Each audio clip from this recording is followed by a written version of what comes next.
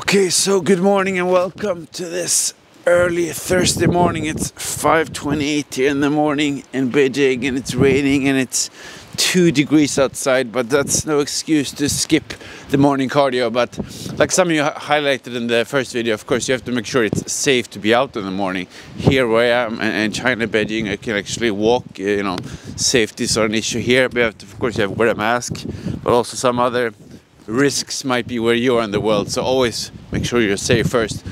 But I wanted to touch upon some other topic here. I was just kind of thinking this morning, always get inspired when I listen to podcasts and so on, about something else that I'm very passionate about, that I think is very important, and that is saving and investing for a rainy day or rainy morning. This morning actually I didn't even realize it was raining when I walked out. But once again, it's not an excuse to skip going outside because it's raining, as long as it's safe, or saving money for your own future or your family, even though it's tough. So that's a little bit the topic for today. I think it's just kind of cool with all these colors in the morning. Something about sunrise, it's a bit this kind of orange blue feeling. I get at least inspired to go up and kind of seize the day, but maybe I'm just weird. I don't know what you think about mornings. Of course, sunshine in some tropical place with the sun is probably nicer, but still just getting up here before breakfast, getting some time for yourself, at least for me, that's really rewarding. And I'm actually gonna go and study Chinese in 3 hours in the morning as well, so try to use the mornings. But once again, that's not the focus today. So investing, that's what we're gonna talk about now. So just crossing the street here, you gotta be careful, make sure you look in all the directions. But basically with saving money, of course it depends on if you can do that. I completely understand that if you're in a really tough situation with no or little income, given the situation we all are and have been the past years globally, I understand this can be tough. And I definitely for most of my life did not have this possibility, so I'm not saying it's easy, but I think it's partially at least it's some noise in the background. I think partially at least it's about prioritization. Of course there's some things in life that you maybe want to have that coffee or things, treat yourself sometimes, do a nice meal or something like that.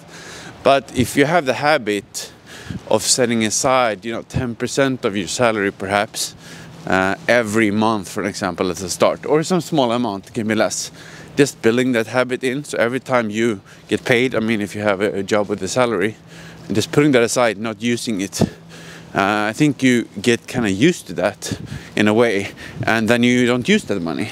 So what I do, for example, is to just put that in another bank account, actually another bank that I can't take money out of. I just do that over time. So for me, like 6 or 7 years ago, I started with this every month. I made a commitment to myself on New Year's Eve, like from next year, every month, I'm gonna set aside a small amount every month. And I've been doing that now for 6 or 7 years.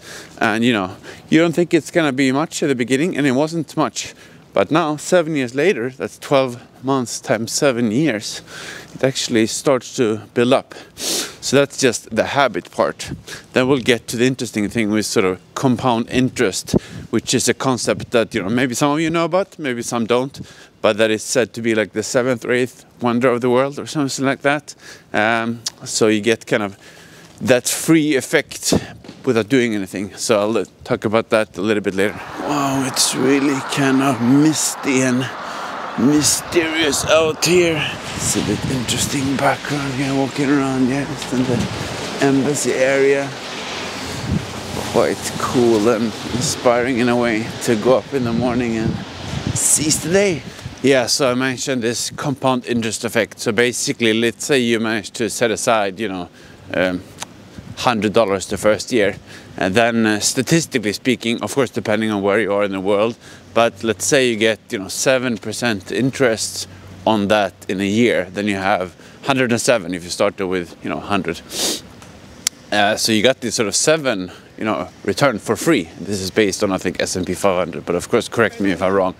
But then you get 7% on 107, which is more. So over time, every year, you get this kind of effect of the money growing without you doing anything because the market is, you know, working for you. So basically you invest, I mean, I'm talking about if you invest in the stock market, which of course is risky, and I'm not going to go into detail here. There might be some different opinions if you think that's too risky or so on. It's very volatile, meaning it's going up and down. So if you feel nervous about that, maybe that's not for you.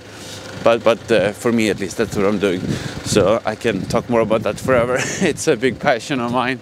But my point is just that you sort of automate it. You don't sit and try to do smart deals or trading or something like that. That's what I'm talking about. Just setting money aside, putting it maybe like an index fund or something like that. Trying at least money that you feel that you, worst case, could afford to lose in a way, you know. So just a small amount, trying, and over time at least, that has been a very good thing to do. At least, you know, in the US and some other markets. So let me know what you think. Are you doing this? Would be very interesting to hear if you've been thinking about it or why you haven't started.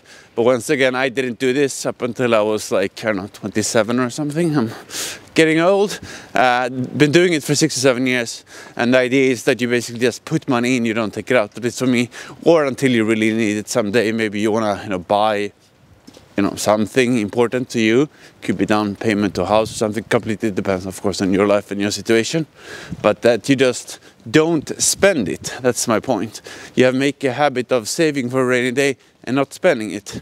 And could be some emergency, like this year, you lose your job or something. And at least you have this safety. So let me know, is this something that you are doing? Is this a habit? I think, you know, habits in general is good for you, at least I think so. And just saving money or investing it is one. The other ones I mentioned already is like staying healthy and so on. So yeah, I like habits. What habits are you doing? You know, let me know. Leave a comment if you like this kind of weird thinking from my side, walking in the streets of Beijing.